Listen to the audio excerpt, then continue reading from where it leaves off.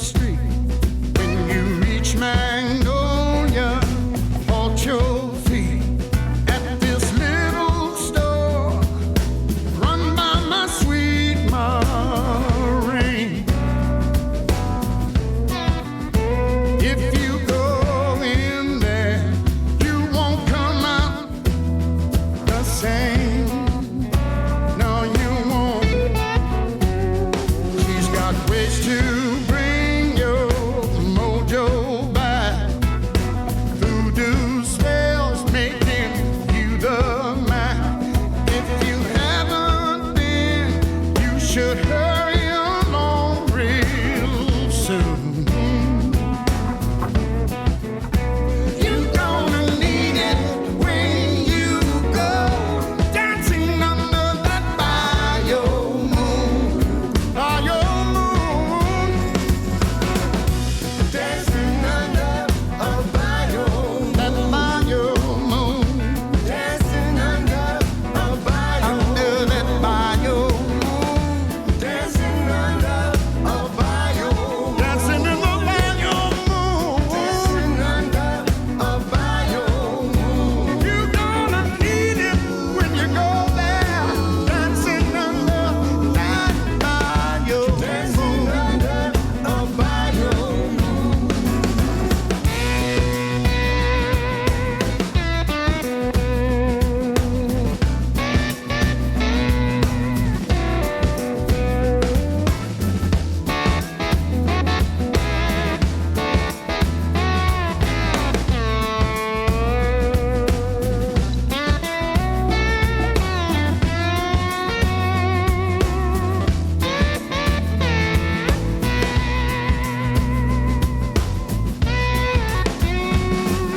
She makes gumbo, put hair on your chest. Her Creole crawfish are the best. You'll be hooked on for life if you taste a single spoon. You're gonna need it when you go dancing under that bio. Hey there, y'all. I'm Juliette Miranda, and welcome to the very first, slightly delayed episode of Bourbon Soaked Live. I got my handsome producer man, David the producer, sitting in the background there, and I cannot thank y'all for bearing with us with our little bit of technical difficulties. And I see all of my friends in the chat right now. Oh my gosh, I saw Pusha, I got Gemma here, Gaffa's here, Herman the Great. Y'all, this is awesome. Oh, yeah. Jelly Duck, Near Trigger. Oh, my gosh, y'all. This is so awesome. Hey, guys. How's it going? Tell them how much your producer stinks. Yeah, my producer, he's going to get a little bit of a beat down later. So here's what happened, guys. We actually went live at 5 o'clock like we planned to no one because somebody didn't quite have it configured just right. But I guess that's what happens here when you do live things and you're, a little boozy like we are. So let me tell you all a little bit about what we're doing here. We're calling this Bourbon Soaked Live because we wanted this to be something fun, kind of like, like a live event at a bar where we can all just hang out and have fun and chat. Because I was thinking about the things that I love doing the most. And the number one thing that I love more than anything in the world is hanging out with my friends and having a couple of cocktails. Whether we're hanging out on the driveway, whether we're at a bar, wherever it is. So that's what I want this to be. So think of me as kind of like your online drinking buddy. We'll just hang out, chat, and I have plenty, but thank you, my love. And let me tell you about what I've got going on right here next to me. I have a gigantic monitor because I am blind as a freaking bat. So we've blown up the chat as large as humanly possible, and I'm going to do my best to talk to y'all throughout the entire broadcast. But if I miss you, if I don't say hi, I am so sorry. But, me, I'm just a boozy nutcase. So, what do you want from me, really? Now, one thing I wanted to tell y'all about, so everybody asks, why are you on YouTube? Who are you? Well, I'm a podcaster, and I have a podcast that's a top 200s in iTunes podcast called The Unwritable Rant. And on it, I tell stories. Lots and lots of personal stories about my life as a rock and roll journalist and about the travels that I have with my guy and the mischief that we get into.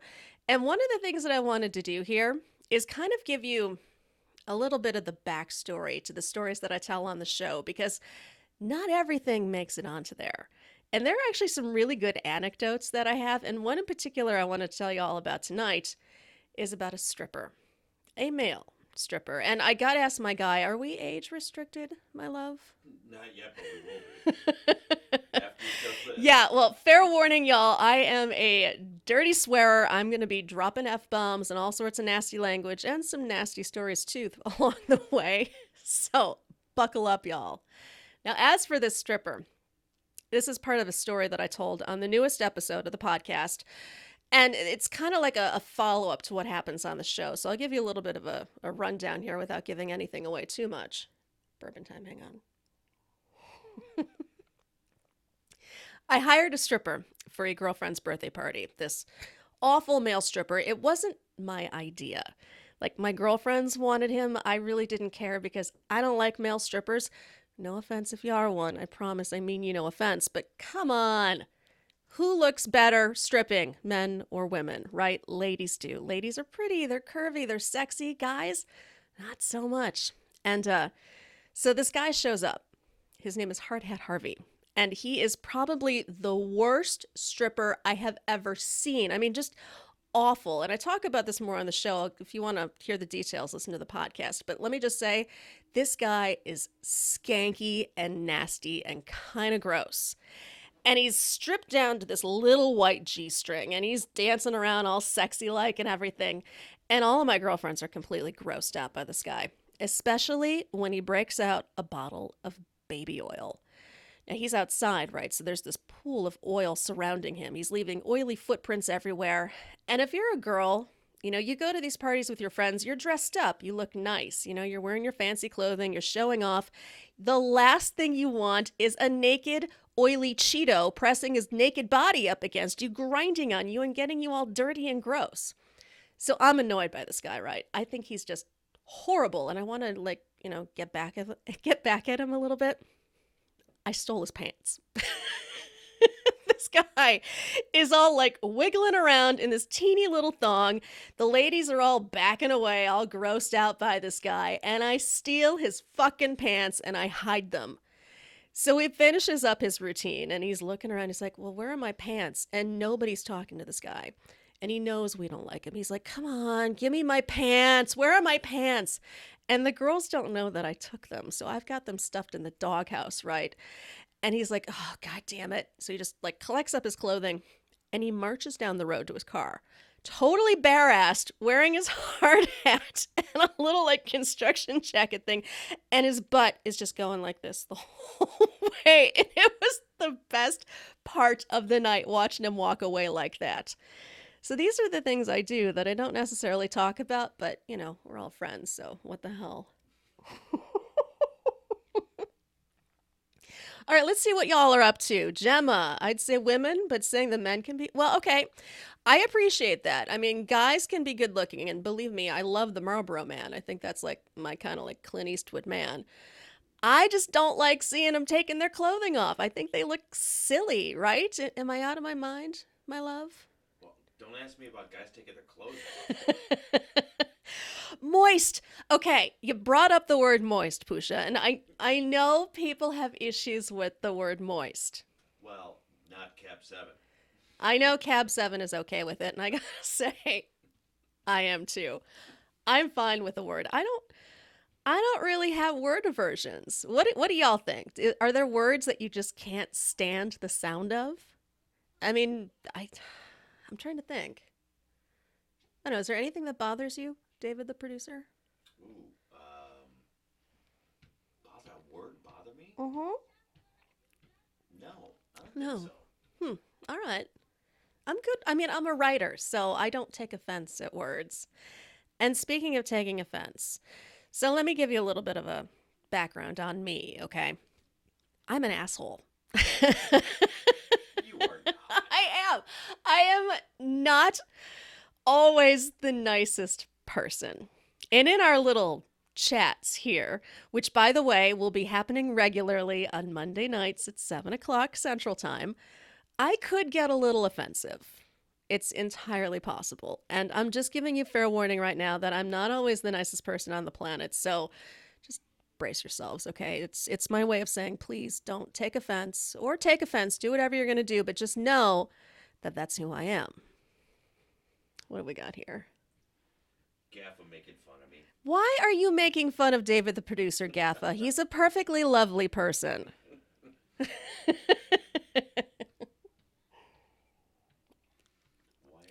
Why are strippers like rocks? You skip the flat ones. Okay, that's funny. I like that. And in case y'all didn't know, once upon a time, I was a stripper. It's true. I was.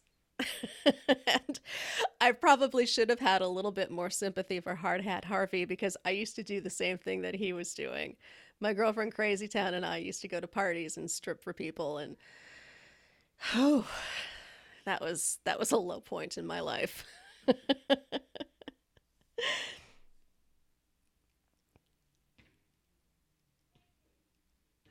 You're not. Oh, you need to unhide. You're not an asshole. There we go. So, like I was saying, I used to be a stripper, and one of my favorite stories that I told on the podcast was about how Crazy Town and I were booked for this private party, and it was supposedly a bachelor party, but we show up at this house, and it's just a complete hovel, and you've got all these sketchy looking guys gathered around in there. And this is years and years ago. We're talking 90s here. And it looked as though these guys were selling stereo components out of their back room, because they had boxes of stereo gear. They had walls of this stuff. I mean, you would think that it fell off the back of a truck, right? So we walk in, and my girlfriend is all like, hey guys, I'm the prettiest girl in the room. And she's just laughing it up. And I'm like, we got to get the fuck out of here. This is weird. And our bodyguard, he's looking at us going, okay, girls, I don't know if I can handle this, because these guys, they're all like beefy and sketchy looking, and you know that they're packing.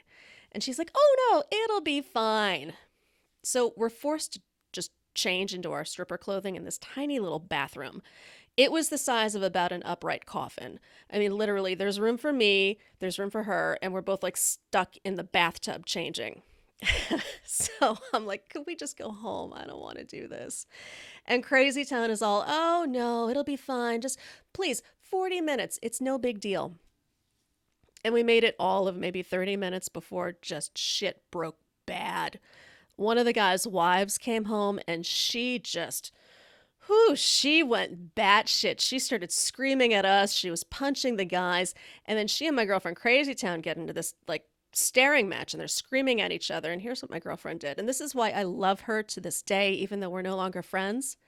She reaches behind her, and she's wearing this corset, right? And she had sewn little hooks into the back of it so that she could pack her own switchblade. And she whips this thing out, and she goes, I will eat your eyes, motherfucker. And she tears after this woman, just like launches over the couch at her, and they're screaming, there's hair pulling. And meanwhile, our bodyguard is like, trying to pull guys off of each other. He grabs me, drags me out of the house, throws me in the front lawn, and then grabs Crazy Town and drags her out. And she's like, that was the greatest night of my whole entire life. Not for me. That was the last time I ever worked a private party as a stripper again. But, what are you going to do? What have we got going on here? David married a stripper. Oh, that's true. He did, Gaffa. He did. And yes, Zildjian, strippers do not get enough credit. They really don't. These girls work so hard. I've known a ton of them, and I've been to a ton of strip clubs, and I've seen how hard these girls work, what they put up with, and how a lot of them really don't get the money that they should, because obviously there are no health benefits in being a stripper. You don't get a salary. This is something that you do because you either love it or you need to do it, whatever your reason is, but it definitely, Going to medical college. they're going to nursing school. But yeah, I agree 100%. Strippers definitely need a little bit more credit for what they do because, man, those girls, I mean, they're beautiful. They work their asses off, and it's Literally. it's a hard business out there, believe me. Mm. So I'm drinking Russell's Reserve 10 year right now. And everybody asks me, why bourbon, Juliette? Why are you such a bourbon gal? And it's because it just tastes good.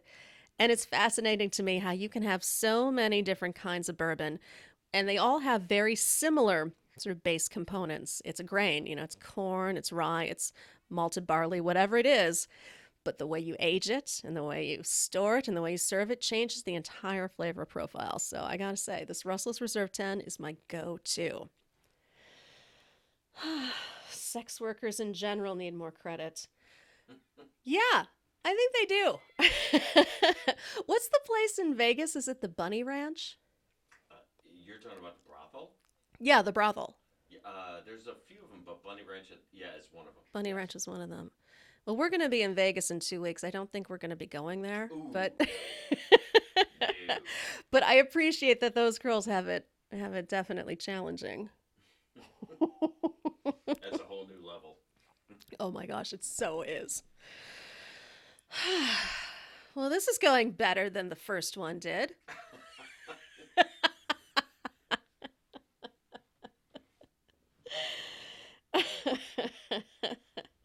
I hope y'all are having fun. This is just a sampling of what we're going to be doing on Monday nights. 7 p.m. That is when we will officially be doing Bourbon Soaked Live. Tonight we just wanted to try it out, work the kinks out of the system. I'm looking at you, David, the producer. I got places to go. What made you stop being a stripper? I just knocked into my microphone. Zildjian, so it was actually that night. Dignity? No, it was not dignity. It was that night. It was having that really bad experience and knowing that it just wasn't for me, that it wasn't the lifestyle that I wanted. And my girlfriend, and this is actually why she and I ceased being friends, she went on to keep doing it, and she kept trying to pull me in with her, and ultimately we just had a gigantic falling out. And it had a little bit to do with something that I did. I brokered a deal for her at a strip club, and she claimed that I took a bigger percentage off of what she was given than I actually did. So, it came down to money and complicated friendships, and I moved on. Actually, I think 6 months after I did that, I moved to Los Angeles, and that's where I started working in the music industry full time. And, when you're running around with rock stars and everything, you pretty much are living the same life as a stripper, just in a more clothed way. What made you become one? Crazy town. That girl could talk me into anything. She was stunning. The most beautiful girl I have ever known in my life. Just gorgeous, long blonde hair, these blue eyes that could stare right through you. She was my best friend for a very long time. And one day she said, you know what? We need to make some money. And she had this whole plan about starting a business about becoming private dancers. And I followed her into it for, I don't know, a couple of months. It wasn't a long time, but it was long enough. I will say she was hot. Yeah. David, the producer, agrees. She was a hottie. I married David. No need to work, let alone strip. Yeah, see, here I am now. This is me. I just drink bourbon all day long, and I talk about the crazy things David and I do. It's a good life if you can get it. It is a good life, I gotta say. I love my man. I love the podcast, and I'm having a blast doing this. This whole YouTube thing is a little, I keep saying it's a little new to me, and y'all are probably sick of hearing me say it, but it's true. I'm still figuring it out. There's some bumps in the road.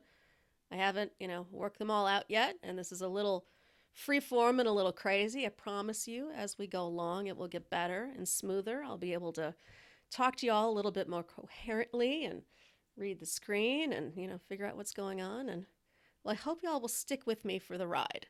So again, Monday nights, 7 p.m. Central Time. That's when we're going to be doing this officially.